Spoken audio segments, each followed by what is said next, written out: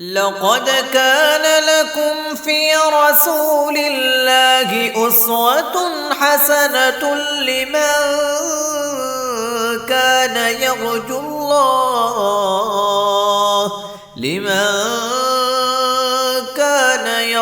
الله واليوم الآخر وذكر الله كثيرا.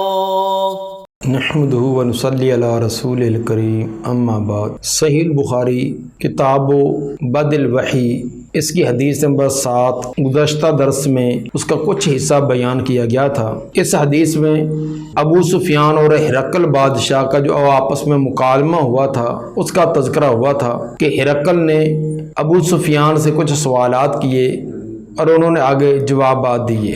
اب ہرقل بادشاہ کا ان سوالات پر جو تبصرہ ہے وہ آگے اب بیان ہو رہا ہے. فقال للترجمان، ہرقل نے اپنے ترجمان کو کہا قل لہو سألتک عن نسبہ، اس کو کہیے یعنی ابو سفیان کو کہ میں نے تو سے سوال کیا ہے اس کے نسب کے بارے میں، جس نے نبوت کا دعویٰ کیا اس کے نسب کے بارے میں سوال کیا ہے. فذکرت انہ فیکم ذو نسب، تو نے یہ ذکر کیا ہے کہ وہ تمہارے اندر صاحب نسب ہے، اچھے نسب اچھے خاندان والا آدمی ہے. فَكَذَلِكَ الرُّسُلُ تُبْعَثُ فِي نَسَبِ قَوْمِهَا، اسی طرح رسول اپنی قوم کے اچھے نسب کے اندر بھیجے جاتے ہیں. انبیاء اور رسول جس علاقے میں پیغمبر کو بھیجا جائے اس علاقہ میں سب سے بہترین خاندان اور جو نسب ہوتا ہے اس میں بھیجے جاتے ہیں. اور دوسرے سوال پر تبصرہ یہ کیا وَسَأَلْتُكَ هَلْ قَالَ أَحَدٌ مِّنْكُمْ هَذَا الْقَوْلَ، میں نے تو اس سے سوال کیا ہے کیا یہ بات تم میں سے کسی اور نے بھی کہی ہے جو اس نبوت کا دعویٰ کرنے والے آدمی نے دعویٰ کیا ہے اس طرح کا کسی اور نے دعویٰ کیا ہو. فذکرت اللہ، تو نے تذکرہ کیا کہ کسی اور نے یہ دعویٰ نہیں کیا، کوئی اس طرح کی بات کا اس نے اپنے آپ کو یہ پیش نہیں کیا.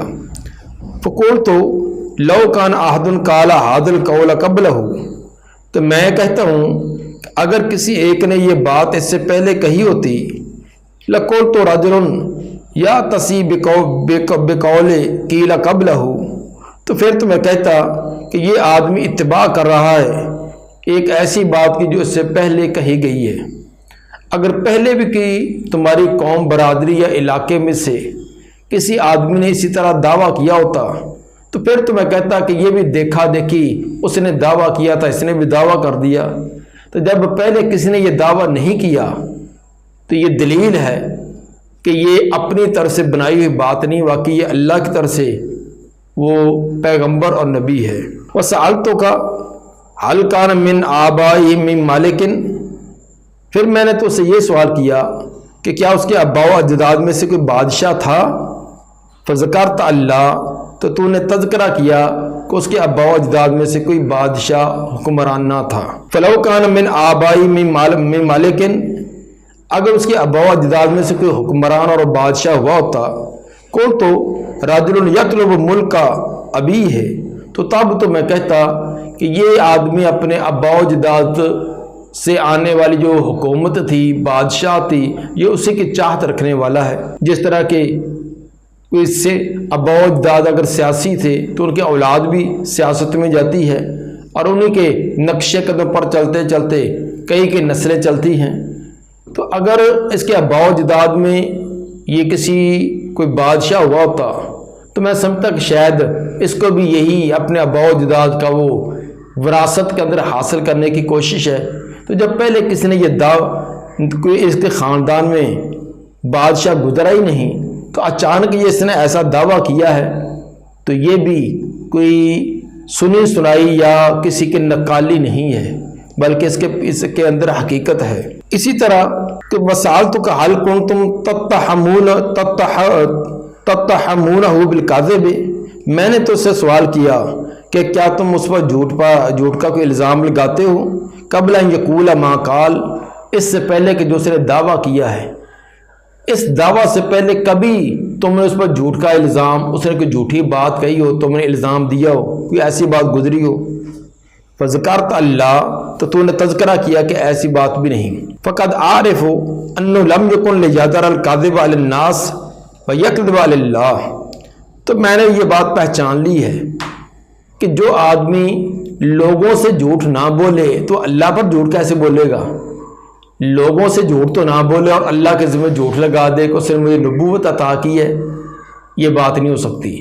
جو اگر لوگوں سے جھوٹ نہیں بولتا تو اللہ پر بھی جھوٹ نہیں بولے گا۔ وسألتو کا اشراف الناس اتبعوہ ام ضعفاؤہم، پھر ایک سوال میں نے تو سے یہ کیا کہ صاحب ثروت لوگوں نے اس کی پیروی کی ہے، سردار اور عمراء نے پیروی کی ہے، یا ضعیف لوگوں نے پیروی کی ہے؟ فذکرت ان ضعفاءہم اتبعوہ، تو نے یہ تذکرہ کیا کہ غریب اور کمزور لوگ وہ اس کی پیروی کرنے والے ہیں۔ وہم اتباع الرسل، اور رسولوں کی اتباع کرنے والے ایسے ہی ہوتے ہیں۔ میں نے پہلے پیغمبروں کی، نبیوں کی، ان کی سیرت کو پڑھا ہوا ہے، اس کے اندر یہ بات واضح ہے کہ پیغمبروں کا ساتھ دینے والے کمزور لوگ ہوتے ہیں، کیونکہ چودھری و وڈیرے ان کو تو ڈر ہوتا ہے کہ اب اگر ہم نے پیغمبروں کی بات مان لی تو ہمیں ان کے مطیع بننا پڑے گا، اب وہ مطاع بنے ہوئے بعد میں مطیع بننا پڑے گا۔ پھر ان کو ڈر ہوتا ہے کہ اگر پیغمبروں کی اتباع کر لی تو ہمیں کمانے پر بھی پابندی ہوگی اور اس کے کھانے پر بھی پابندی ہوگی۔ اب جو زمانے میں آئے جیسے چاہیں حلال طریقہ حرام طریقہ کمائیں اور جہاں چاہیں صرف کریں، تو پیغمبر کی اتباع کرنے پر پابندیاں ہوگی، اور وڈیروں اور چودھریوں کو پابندیاں کبھی بھی برداشت نہیں ہوتی۔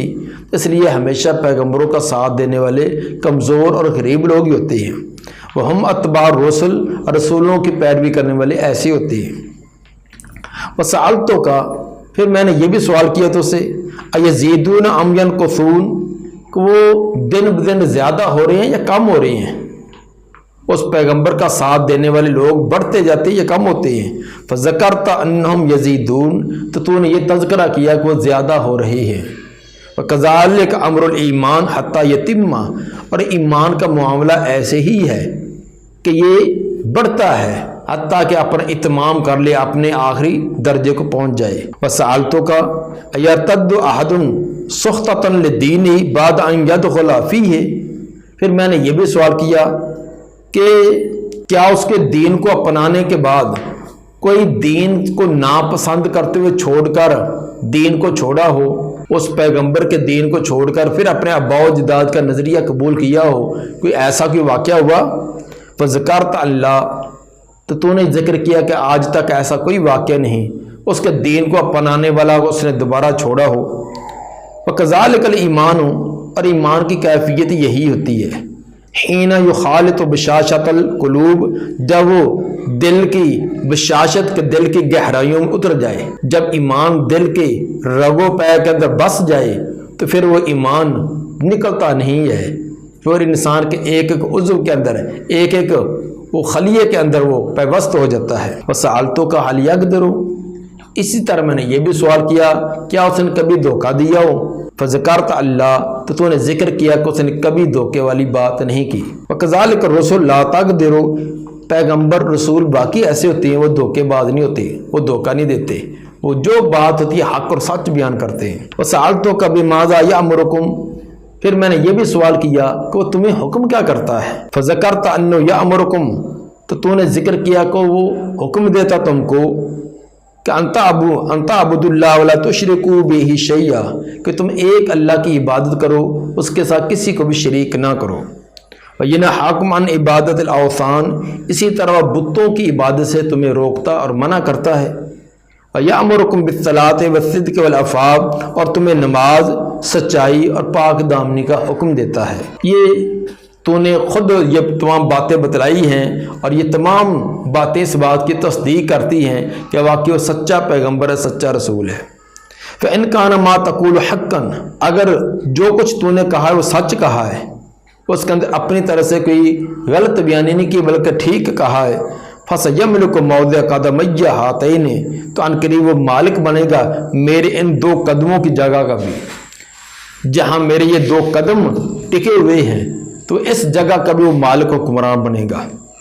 فقد کنت عالم انہ خارج، تحقیق میں یقین رکھتا تھا کہ وہ ظاہر ہونے والا ہے۔ ہماری دینی تعلیمات کے اندر انجیل کے مطابق بھی اور حضرت عیسیٰ علیہ السلام کی تعلیمات کے مطابق بھی یہ بات بالکل مجھے واضح تھی کہ وہ پیغمبر ظاہر ہونے والا ہے۔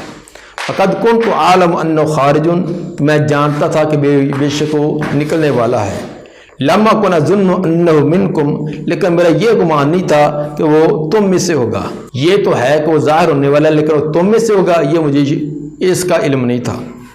فلو انی عالم انی اخلص الیہ، اگر مجھے علم ہو، مجھے یہ یقین ہو کہ میں اس کی طرف پہنچ سکوں گا، لتجشمت لقاءہ، تو میں پوری کوشش کروں اس کی ملاقات کی۔ اگر مجھے یہ یقین ہو جائے کہ میں اس تک پہنچ سکتا ہوں، اس سے ملاقات کر سکتا ہوں، تو میں ملاقات کی پوری کوشش کرتا۔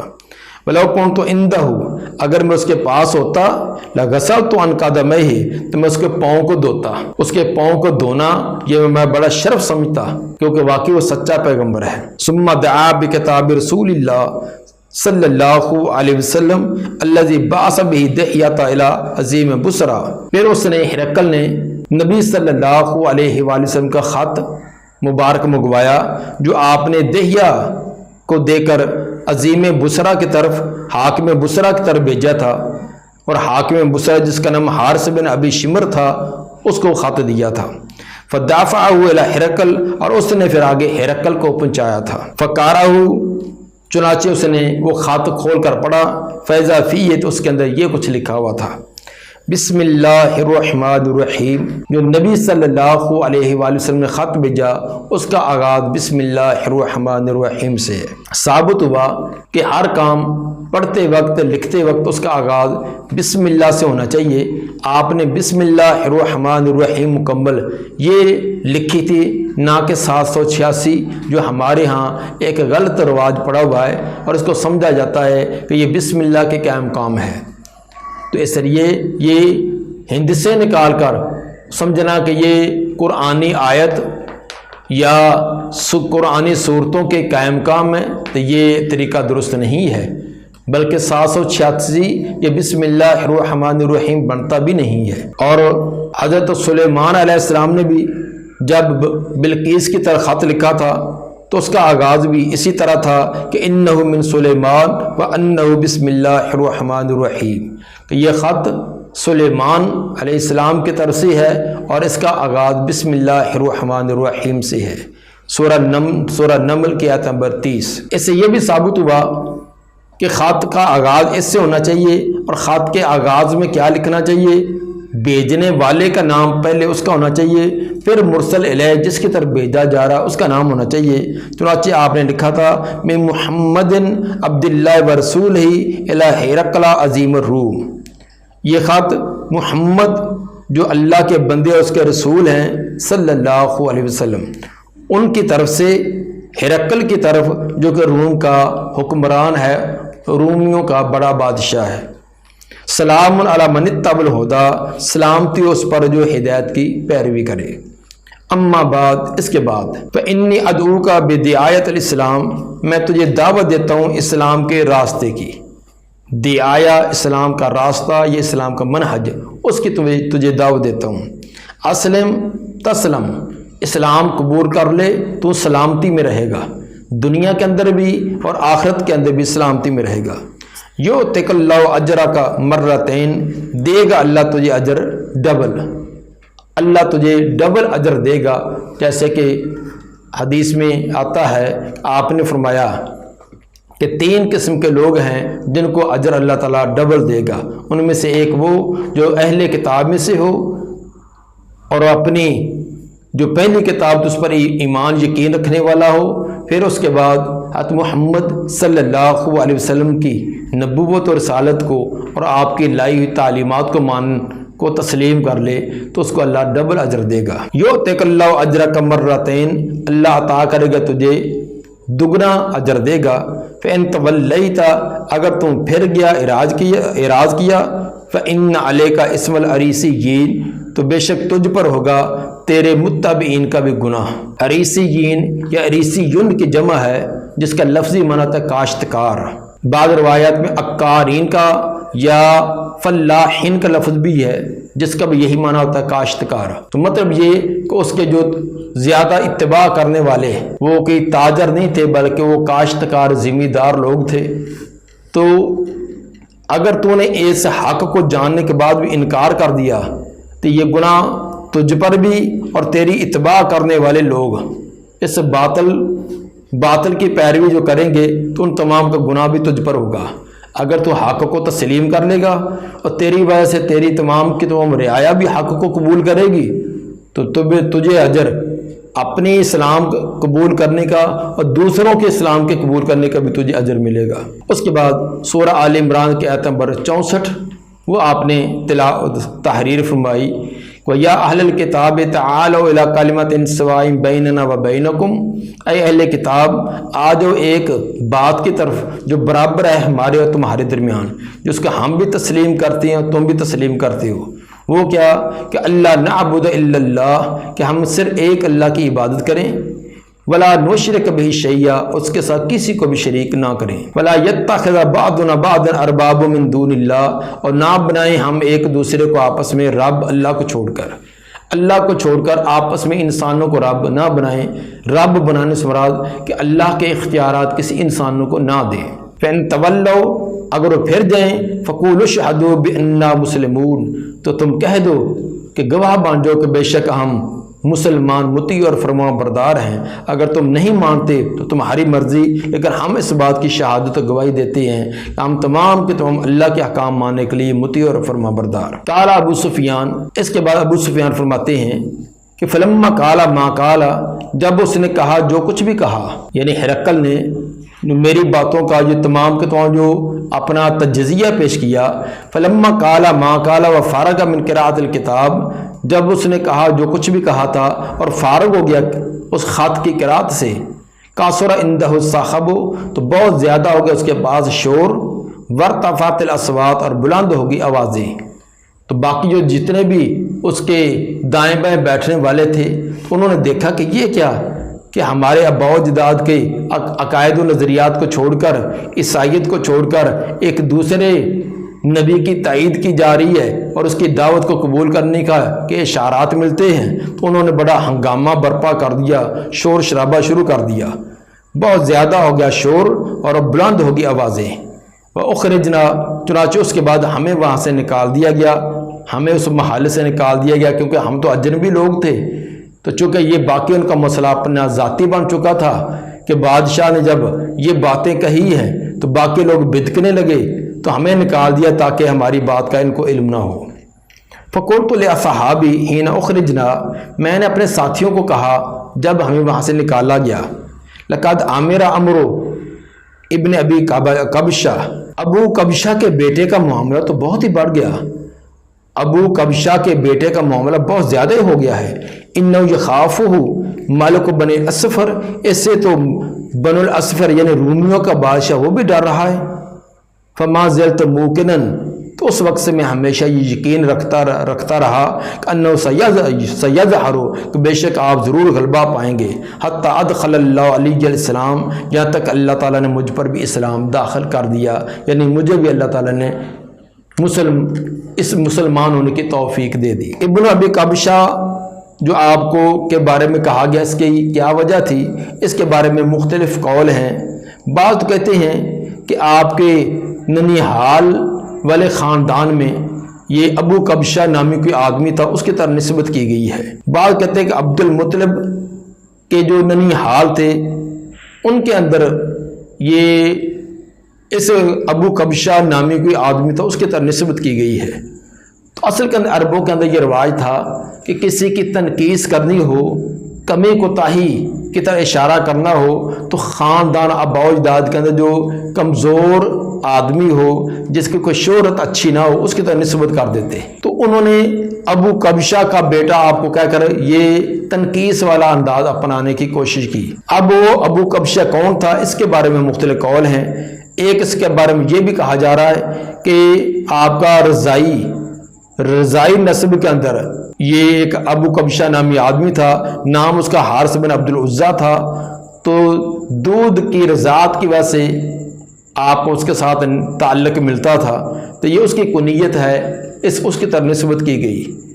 بعد نے یہ بھی کہا کہ جس طرح ابن قتیبہ، امام خطابی اور دارقطنی فرماتے ہیں کہ یہ ایک آدمی تھا، خزاع قبیلے کا ایک آدمی تھا جس کو ابو کبشہ کہا جاتا ہے، تو اس نے قریش کی مخالفت کی تھی، قریش کے نظریات اور عقائد کو چھوڑ کر ایک نیا عقیدہ اپنایا تھا، وہ شیرہ ستارے کا پجاری تھا۔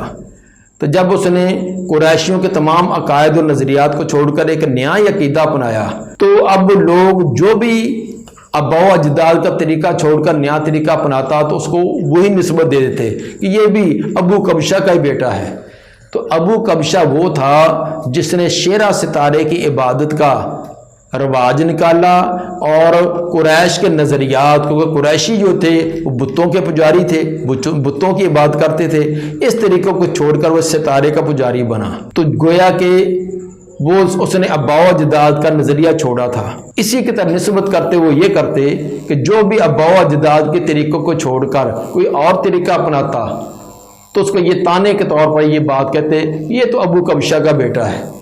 چونکہ نبی صلی اللہ علیہ وآلہ وسلم نے بھی قریشیوں کو ان کے باطل عقائد ان تمام کے تمام چھوڑ کر ایک حق راستہ بتلایا تھا جو ان تمام پہلے آباء و اجداد کے طریقے سے مختلف تھا، تو وہ اس لیے آپ کی طرف بھی یہ نسبت کر دیتے تھے۔ اس کے بعد آگے بات چلتی ہے کہ یہاں ایک بات یہ بھی ثابت ہوئی کہ ابو سفیان اس وقت یہ یقین رکھ رہا تھا کہ واقعی حضرت محمد صلی اللہ علیہ وآلہ وسلم کا دین اور نظریہ یہ ضرور غالب آ کر رہے گا، حتیٰ کہ ایک وقت ایسا آیا کہ فتح مکہ کے موقع پر وہ مسلمان ہو گیا۔ تو ثابت ہوا کہ ابو سفیان رضی اللہ تعالیٰ عنہ یہ مسلمان تھے اور فتح مکہ کے بعد نبی صلی اللہ علیہ وآلہ وسلم کے ساتھ بہت سارے مواقع میں ساتھ رہے ہیں اور اسلام کے کئی کارنامے انہوں نے اسلام کی سر بلندی کے لیے سر انجام دیے ہیں۔ تو زمانہ جاہلیت کا ان کے عقائد و نظریات کو دے کر ان پر ہمیشہ کے لیے یہ عقیدہ اپنا لینا کہ وہ مسلمان نہیں تھا یا ان کے اعمال جو باطل ہی رہے، تو یہ درست نہیں ہے۔ پہلے یقیناً وہ کفر کی طرف سے کمانڈر بن کر آتا تھا، مسلمانوں کے ساتھ لڑائیاں بھی کی ہیں، جس طرح کئی ایک جنگوں کے اندر وہ آیا بھی ہے، لیکن فتح مکہ کے موقع پر جب مسلمان ہو گیا تو پہلے تمام کے تمام غلطیاں اور خامیاں ان کی دور ہوگی، اس کے بعد وہ مسلمان ہو چکا تھا۔ وکانا ابن ناطور صاحب ایلیا و ہرقل، اور تھا ابن ناطور۔ ابن ناطور کا لفظی معنی ہوتا ہے کہ حارس البستان، یعنی باغ کا نگہبان، باغ کا جو مالی یا نگہبان ہوتا ہے اس کو ابن ناطور کہا جاتا ہے۔ یہ ابن ناطور یہ کون تھا؟ یہ صاحب ایلیا، یہ گورنر تھا بیت المقدس کا، بیت المقدس کے علاقے کا یہ گورنر تھا۔ وہ ہرقل، اور ہرقل کا بھی ساتھی تھا۔ سوقفن علی نصارى الشام، اور یہ شام کے جو نصارہ تھے ان کا پادری تھا۔ یحدث، وہ یہ بات بیان کرتا ہے۔ ابن ناطور جو ایلیا یعنی بیت المقدس کا گورنر بھی تھا، ہرقل کا ساتھی بھی تھا، اور شام کے جو نصارہ تھے ان کا بڑا پوپ اور پادری بھی تھا، یہ بیان کرتا ہے کہ ان ہرقل حین قدم ایلیا، کہ بے شک ہرقل جب ایلیا میں آیا، اصبح یوم خبیث نفس، صبح کی اس نے ایک دن بڑا افسردہ نفس کے ساتھ، ایک صبح وہ بڑا افسردہ بڑا غمگین حالت میں اس نے صبح کی۔ فقالا بعضو، بطارق آتے ہی اس کے بعد افسروں نے اس سے پوچھا، قدستن کرنا حیاتا کا، ہم آپ کی حیات کو عجیب دیکھ رہے ہیں، آج بڑی طبیعت آپ کی پریشان ہے، کیا وجہ ہے؟ قال ابن ناطور، ابن ناطور بیان کرتے ہیں، وکانا ہرقل حزان ینظر فی النجوم، کہ ہرقل جو ہے یہ ماہر نجومی تھا اور ستاروں کے اندر غور و فکر کیا کرتا تھا، دیکھا کرتا تھا۔ فقال لهم حين سألوه، تو اس نے ان کو کہا جب انہوں نے اسے سوال کیا تو کہنے لگا، انی رأیت اللیلۃ حين نظرت فی النجوم، میں نے دیکھا ہے آج گزشتہ رات جب میں نے ستاروں کے اندر غور و فکر کیا کہ مالک الختان کا ظاہرہ کہ ختنہ کرنے والی قوم کا جو بادشاہ وہ غلبہ اس نے پا لیا ہے۔ میں نے ستاروں کو دے کر یہ اندازہ لگایا ہے ایک قوم ہے جو ختنہ کرواتی ہے، ان کا جو بادشاہ ہے اس نے غلبہ پا لیا ہے، قد ظہرا اس نے غلبہ پا لیا، تو مجھے یہ بات معلوم ہوئی ہے۔ فمن یختتن من هذه الامہ، اس زمانے کے اندر ختنہ کون کرواتے ہیں؟ اس دور میں اس علاقوں کے اندر ختنہ کرانے والی کون قوم ہے؟ قالوا لیس یختتن الا الیہود، تو لوگوں نے بتلایا کہ یہودیوں کے علاوہ اور تو کوئی بھی ختنہ نہیں کرتا۔ انہوں نے اپنے علم کے مطابق بتلایا، ورنہ عرب لوگ بھی تو ختنہ کرتے تھے، تو بہرحال انہوں نے بتلایا کہ یہ یہودی یہ کام کرتے ہیں۔ پھر ساتھ مشورہ دینے لگے، فلا یحمنک شأنہم، آپ کو ان کی حالت پریشان نہ کرے، یہودیوں کے بارے میں آپ کو پریشان ہونے کی ضرورت نہیں ہے۔ وقت الی مدائن ملک کا، اپنے بادشاہت کے جو جتنے بھی شہر ہیں ان کی طرح یہ خط بھیجو، پیغام بھیجو، فیقتلوا من فیہم من الیہود، وہ قتل کر دیں جو بھی ان کا یہودی ہے۔ یہودی ایک تو ہیں قلیل مقدار کے اندر، تو دوسرے اپنے گورنروں کو آرڈر دیں کہ ان کے علاقے کے اندر جو بھی اکا دکا یہودی پائے جاتے ہیں ان کو ختم کر دیں، تو جب ختم ہو جائے گا تو ان کے غلبہ پانے کا سوال ہی نہیں ہوگا، اس لیے یہ کہ پریشانی والی بات نہیں۔ فبینہم علی امرہم اوتی، جب ہرقل براجل، وہ اسی معاملے کے دوران تھے کہ ہرقل کے پاس ایک آدمی لایا گیا، ارسل بہ مالک غسان، جو غسانی بادشاہ نے وہ آدمی بھیجا تھا، یخبر عن خبر رسول اللہ صلی اللہ علیہ وسلم، اور وہ آدمی جو غسانی بادشاہ نے بھیجا تھا وہ رسول اللہ صلی اللہ علیہ وسلم کے بارے میں خبریں دے رہا تھا، وہ کہہ رہا تھا کہ میں آیا ہوں، اس کے یہ حالات ہیں، ایسے اس کے بیانات ہیں۔ فلما استخبرہ ہرقل، جب ہرقل نے اس سے تمام معلومات پوچھی، اس آدمی سے تمام معلومات پوچھ لی، قال اذهبوا فانظروا امختتن هو ام لا، تو اس نے کہا کہ اس آدمی کو لے جاؤ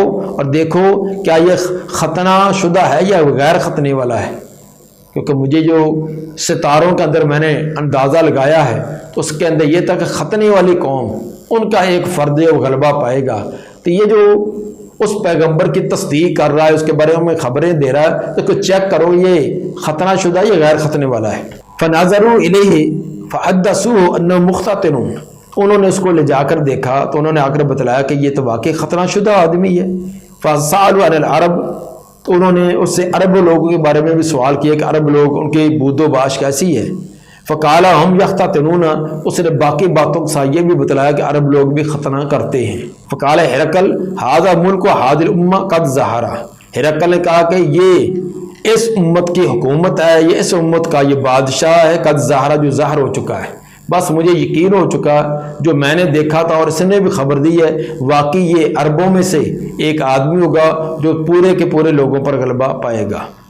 ثم کاتب ہرقل الی صاحب لہ برومیہ، پھر خط لکھا ہرقل نے اپنے ایک ساتھی کو جو کہ روم میں تھا، روم کے اندر ان کا ایک ساتھی تھا زغاتر جس کو کہتے تھے، یا کوئی بھی لاٹ پادری بڑا تھا، تو اس کو خط لکھا۔ وکان نذیر فی العلم، اور وہ اسی کی مثل تھا علم کے اندر، وہ بھی ہرقل کی طرف صاحب علم تھا، اس کو خط لکھا۔ وسارا ہرقل الی حمص، اور ہرقل جو خود حمص علاقے کی طرف اس نے سفر شروع کر دیا۔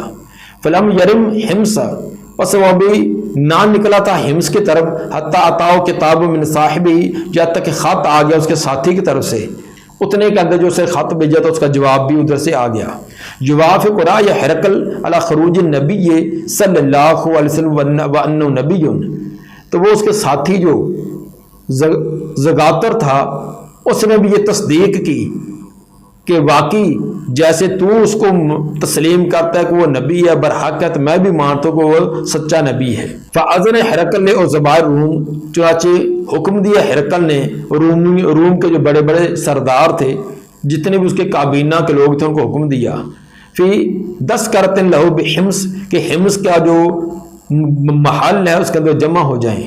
10 کرتن بڑے محل کو کہتے ہیں، جیسے آج اسمبلی ہاؤس ہے، تو اس نے حمص کا جو اسمبلی ہاؤس تھا اس کے اندر تمام سرداروں کو، تمام بڑے لوگوں کو اکٹھے ہونے کا حکم دیا۔ ثم امر بابوابها فغلقت، پھر اس نے حکم دیا کہ اس کے تمام دروازے بند کر دیے جائیں، اسمبلی ہاؤس کے جتنے دروازے ان کو سیل بند کر دیے جائیں۔ ثم اطلع، پھر اس نے اوپر سے جھانک کر گیلری سے میں بیٹھ کر ان نیچے بیٹھے والوں سے کلام کی۔ فقال یا معشر روم، کہا او روم کے رومی لوگو، هل لکم فی الفلاح والرشد، کیا تم فلاح اور رشد چاہتے ہو کہ تم کامیابی اور تمہیں رہنمائی ملے؟ فَإِنْ يَثْبُتَ مُلْكُكُمْ، اور تم یہ چاہتے ہو کہ تمہاری حکومت تمہارے پاس ثابت رہے، باقی رہے، اگر یہ چاہتے ہو فَتَبَايُوا لِهَذَا النَّبِيِّ، پھر اس نبی کی پیروی کر لو جو نبی ظاہر ہو چکا ہے عربوں کے اندر، اس کی پیروی کرو۔ جب یہ ہرقل نے بات کہی فحاسوا حیثۃ حمر الوحش الی الابواب، تو بد کے جنگلی گدوں کی طرح، دروازوں کی طرح تمام لوگ بد کے کہ یہ کیا، اپنے آبا و اجداد کا دین چھوڑ کر ایک نیا دین کیسے، وہ تمام نے وہاں اور بھوک مچا دی، تمام جو دوڑے بد کے جس طرح کہ جنگلی گدے جو بدکتے ہیں۔ فحاسوا حیثۃ حمر الوحش، وہ وحشی گدوں کی طرح وہ بد کے الی الابواب، دروازوں کی طرف تمام دوڑے دروازوں کی طرف باہر نکلنے کے لیے۔ فوجدوا قد غلقت، انہوں نے دیکھا کہ دروازے تو آگے سے بند ہیں۔ فلما رأى ہرقل نفرتهم، جب ہرقل نے ان کی نفرت دیکھی کہ وہ اس پیغمبر اور پیغمبر کی دعوت سے نفرت کرتے ہیں، وآیس من الایمان، اور ان کے ایمان سے مایوس ہو گیا کہ یہ اس ایمان کو قبول نہیں کرنے والے، قال ردوہم علیہ، تو ہرقل نے کہا کہ ان کو دوبارہ واپس بلاؤ، واپس بلاؤ، بھی آ کر بیٹھے آرام سے، دوبارہ آ کر بیٹھے۔ وقال انی قلت مقالتی آنفا، میں نے تمہیں ابھی ابھی ایک بات کہی تھی، اختبر بہا شدتکم علی دینکم، وہ میں آزمانا چاہتا تھا کہ تمہاری دین کے اندر کتنی پختگی اور کتنی مضبوطی ہے، میں اصل کے اندر تمہارا یہ آزمانا چاہتا تھا کہ تم اپنے دین میں کتنا پختہ ہو۔ فقد رأیت، وہ میں نے دیکھ لیا ہے۔ فسجدوا لہ، چنانچہ وہ تمام کے تم اس کے لیے سجدے میں گر گئے، ورضوا عنہ، وہ تمام اس سے راضی ہو گئے کہ باقی آپ ہمارے حکمران اور ہم آپ کو تسلیم کرتے ہیں۔ فکان ذالک آخر شأن ہرقل، اور یہ ہرقل کا آخری معاملہ تھا، یعنی اس نے حق کو جان اور پہچان تو لیا تھا، صرف اپنی کرسی اور اپنی حکومت کی خاطر اس نے اس حق کو وہ چھوڑ دیا، اور پھر اپنی قوم کے عقائد و نظریات کو اسی پر اس نے عمل کیا۔ تو یہ انتہائی اختصار کے ساتھ اس کا ترجمہ اور معمولی سے وضاحت کی ہے۔ تو یہ ایک لمبی حدیث جو ہرقل اور ابو سفیان رضی اللہ عنہ کے درمیان مابین جو کہ مکالمہ ہوا تھا نبی صلی اللہ علیہ وسلم کے متعلق ہے۔ باب کے ساتھ مناسبت یہ ہے کہ نبی صلی اللہ علیہ وسلم کے ابتدائی معاملات، بدل وحی کی ابتدا جب ہوئی ہے تو سب آپ کی کیا کیفیات تھی، کیسے کیسے یہ معاملات ہوئے ہیں، انہی تمام کے بارے میں یہ خبر اس کے اندر دی گئی ہے۔ اللہ تعالیٰ سے دعا ہے کہ نبی صلی اللہ علیہ وسلم کے فرامین کو سمجھ کر اس کے مطابق ہمیں عمل کرنے کی توفیق عطا فرمائے۔ سبحان ربک رب العزت عما یصفون، والسلام علی المرسلین، والحمد للہ رب العالمین۔